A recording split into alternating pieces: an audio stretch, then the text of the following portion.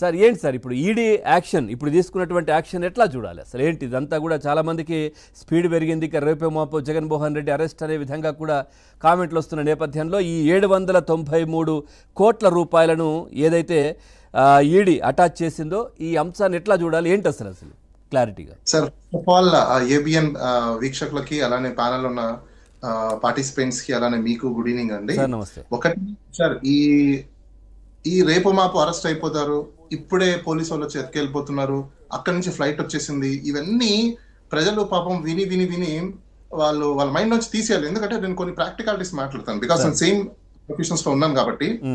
ఇప్పుడు వచ్చి తీసుకెళ్లిపోతారు చేస్తారు అనేది ఇల్యూషన్స్ అండి. It's not that easy. ఎందుకంటే పోలీస్ వాళ్ళకి కొన్ని ప్రోటోకాల్స్ ఉంటాయి, ఈడీకి కొన్ని ప్రోటోకాల్స్ ఉంటాయి, సిబిఐకి కొన్ని ప్రోటోకాల్స్ ఉంటాయి.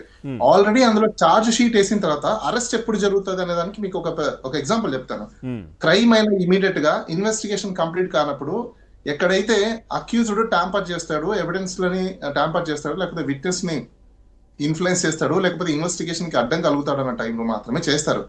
ఛార్జ్ షీట్ అయిపోయిన తర్వాత పోలీస్ వాళ్ళ రోల్ ఏం ఉండదండి. వాళ్ళ రోల్ ఒకటే ఏంటంటే వాళ్ళు ఏవైతే ఛార్జెస్ ఫ్రేమ్ చేశారో ఆ ఫ్రేమ్ అయిన ఛార్జెస్ బేస్ చేసుకుని దాంట్లో విట్నెస్ ఏంటి, ఎవిడెన్స్ ఏం పెట్టారు, డాక్యుమెంట్స్ ఏం పెట్టారు, వాటిని అన్నింటినీ కోర్టులో సబ్మిట్ చేసేసిన తర్వాత వాళ్ళు దాని ప్రకారంగా ఫాలో అవ్వాల్సింది తప్ప ఓవర్ ద నైట్ గవర్నమెంట్ మారిపోతే జగన్మోహన్ రెడ్డి నుంచి ఎత్తుకెళ్ళిపోతారు, లేకపోతే అక్కడ సెంటర్ లో ఏదో బటన్ నొక్కేశారని చెప్పేసి ఇక్కడ జగన్మోహన్ రెడ్డిని అరెస్ట్ చేసేసారంటే అవన్నీ అవాస్తవాలు, అలాంటివి జరగవు.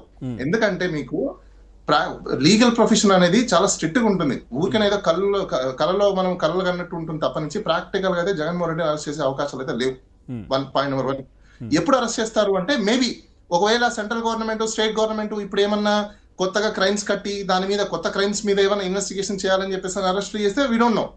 బట్ ఎగ్జిస్టింగ్ ఉన్న ఛార్జ్ షీట్లు ఫైల్ అయిపోయిన కేసెస్ లో మాత్రం అనేది రాష్ట్రంలో జరుగుతున్న ఇప్పుడు లిక్కర్ కావచ్చు, లేదంటే మైన్ కావచ్చు, వైన్ ఇట్లాంటివి ఏవైతే ఉన్నాయో దీంట్లో ఏదైనా తేలితే ఇక్కడ జరగచ్చు ప్రస్తుతం. అబ్సల్యూట్ గా నేను అక్కడికే వస్తున్నా. ఇక్కడ సుప్రీం కోర్టు కొన్ని రూలింగ్స్ ఇచ్చింది. కో అక్యూజ్డ్ కన్ఫెషన్స్ బేస్ మీద మీరు ప్రైమా ఫేసీ లేకుండా సబ్స్టాన్షియల్ ఎవిడెన్స్ లేకుండా ఏ వ్యక్తిని అక్యూజ్డ్ చేయకూడదని చెప్పేసి సుప్రీం కోర్టే చెప్పింది. సో ఈ మధ్య కాలంలో మనం చూసాం కో అక్యూజ్డ్ కన్ఫెషన్స్ మీద చాలా మందిని అరెస్ట్ చేస్తున్నారు. బట్ అవి కోర్టులకు వెళ్ళినప్పుడు అక్కడ కోర్టులో ముట్టికాయలు పడడము, లేకపోతే ఇంకోటి ఈ భాష ఏదో ఉంటుంది సంథింగ్, కోర్టులో ఇట్లా అన్నారు అనేసి అలా అన్నారు అనేసి. ఎందుకంటే as really co accused confession మీద ప్రైమా ఫేసీ లేకుండా ఆ కన్ఫెషన్ స్టేట్మెంట్ మీద పోలీస్ వాళ్ళు రిలే అవ్వకూడదు. ఎందుకంటే వాళ్ళకి ప్రైమరీగా ఒక డాక్యుమెంటో లేకపోతే దానికి సంబంధించిన సబ్స్టాన్షియల్ కనెక్ట్ ఉంటే తప్పనిచ్చి. ఇక్కడ ఏమైపోతుందంటే ఈ మధ్య కాలంలో జుడిషరీని అలానే ఇన్వెస్టిగేషన్ ఏజెన్సీస్ ని తర్వాత పబ్లిక్ అలానే పొలిటికల్ పార్టీస్ ఇవి ఒక ఇల్యూషన్స్ లోకి తీసుకొస్తున్నాయి. పాపం మీడియా వాళ్ళు వాళ్ళ ప్లాట్ఫామ్ ని వాళ్ళు ప్రొవైడ్ చేసినా చెప్పే వాళ్ళు ఎలా చెప్తున్నారంటే ఇట్ ఈస్ అ డైవర్సిటీ. నేను ఎందుకు ఇది మంచిది కాదు సొసైటీకి అని చెప్తున్నానంటే we are in democratic spirit of society. ఇక్కడ మనము డెవలప్మెంట్ మీదనో లేకపోతే డెవలప్మెంట్ జరగాల్సిన ప్రోగ్రెస్ మీదనో అనే ఒక వర్షన్స్ పక్కన పెట్టేసి పొలిటీషియన్స్ అందరూ కూడా క్రైమ్స్ మీద ఎక్కువ పాలిటిక్స్ చేస్తున్నారు, అలాగే క్రైమ్స్ చేసిన ఇష్యూస్ మీద ఎక్కువ పాలిటిక్స్ చేస్తున్నారు. జరిగే ఏవైతే మీకు ప్రోబ్స్ ఉంటాయో అంటే ఇప్పుడు కొన్ని ఇన్వెస్టిగేషన్స్ జరుగుతుంటే వాటి మీద ఎక్కువ ఫోకస్ పెట్టుకుంటున్నారు. సో దీనివల్ల ఏమైపోతుందంటే అభివృద్ధికి కానీ లేకపోతే వెల్ఫేర్ కి కానీ కుంటుపడే అవకాశాలు చాలా ఎక్కువగా ఉంటాయి. మనము ఎక్కువ ఫోకస్ చాలా వరకు కూడా ఇప్పుడు జగన్మోహన్ రెడ్డి గారి ఈడీ అరెస్ట్ చేస్తుందా అనేది క్వశ్చన్, లేదంటే కొత్తది లిక్కర్ స్కామ్ లో అరెస్ట్ చేస్తుందా అనేది క్వశ్చన్. నాకు తెలిసినంత వరకు with my experience even ED ఒకవేళ అరెస్ట్ చేయాలన్నా లిక్కర్ కేసులో దాంట్లో ప్రైమరీగా వాళ్ళు అన్ని ఇన్వెస్టిగేషన్స్ చేసేసి దానికి సంబంధించిన సబ్స్టాన్షియల్ ఎవిడెన్స్ అన్ని తీసుకున్న తర్వాత ఫస్ట్ A1 ఎవరైతే ఉంటారో ముందు A1 తీసుకోవాలి, A2 తీసుకోవాలి, A3 తీసుకోవాలి, A4 తీసుకోవాలి.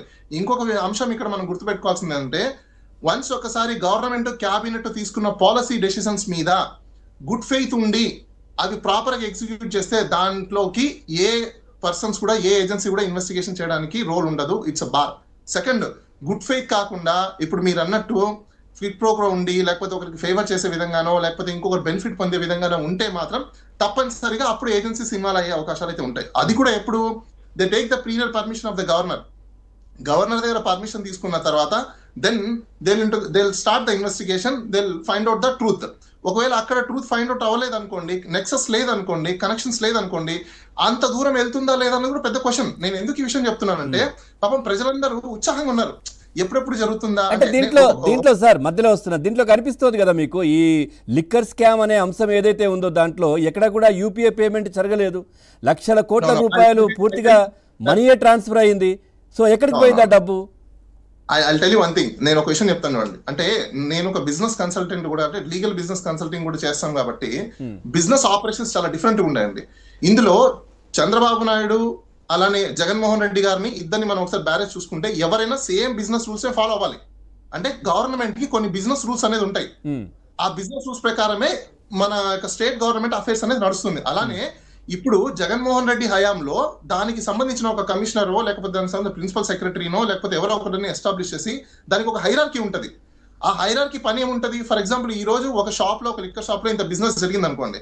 ఆ బిజినెస్ జరగగానే క్యాష్ ఇంత, ఆన్లైన్ ఇంత అనేది వాళ్ళు రిపోర్ట్ సబ్మిట్ చేసుకోగానే ఇమీడియట్ గా క్యాష్ డిపాజిట్ చేయడము, లేకపోతే దానికి సంబంధించిన ఆన్లైన్ ట్రాన్సాక్షన్స్ కరెక్ట్ ఉన్నాయో చెక్ చేసుకోవడము, వాళ్ళకి ఈఓడి అనేది ఉంటది. అంటే ఎండ్ ఆఫ్ ద డే, ఆ ఎండ్ ఆఫ్ ద డే మహా అంటే 3-4 డేస్ కంటే ఎక్కువ రోజులు పెట్టడానికి కూడా అవకాశం ఉండదండి. ఎందుకు అవకాశం ఉండదంటే వాళ్ళందరూ గవర్నమెంట్ అండర్ లో ఉన్న ఎంప్లాయీస్ ఆ టైంలో. దాంతోపాటు దానికి గవర్నమెంట్ కి సంబంధించిన రెవెన్యూ కలెక్షన్స్ ఆఫీసర్ ఉంటారు, అలానే కమిషనర్ ఉంటారు,